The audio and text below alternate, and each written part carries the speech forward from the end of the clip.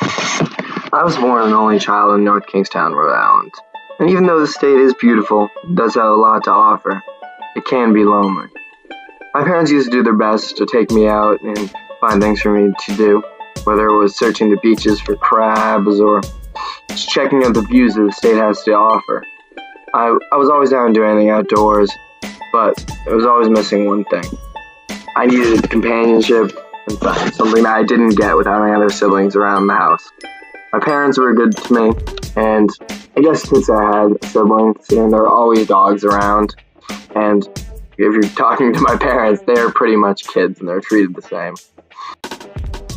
I even had birds. This one is named Pearl. She's a cockatiel. I've had countless birds as I grew up, but regardless, one thing was still the same. I needed human interaction. That's why I made one of the best decisions of my life. I decided to start playing sports. I decided to give Ocean State soccer a try, and then baseball. But one thing was always the same. No matter the sport, when you have a group of individuals who are competing and playing together, a strong bond builds. I started playing football in high school, and the same thing happened.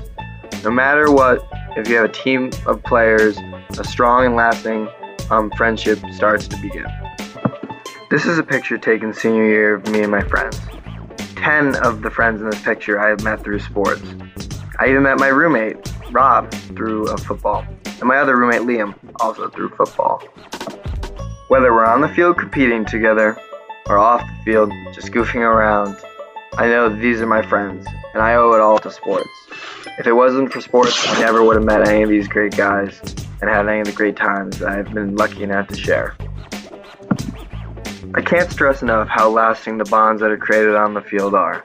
My friends and I played our last official competitive sports senior year of high school. None of us went on to play in college.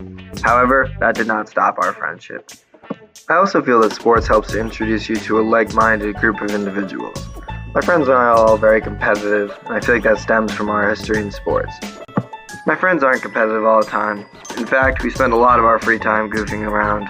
When we hang out, it doesn't need to be anything extravagant. We just need to all be together, and we'll find something to do. At 6 years old, I had no idea how big of a decision I was making to put those shin guards on and play soccer.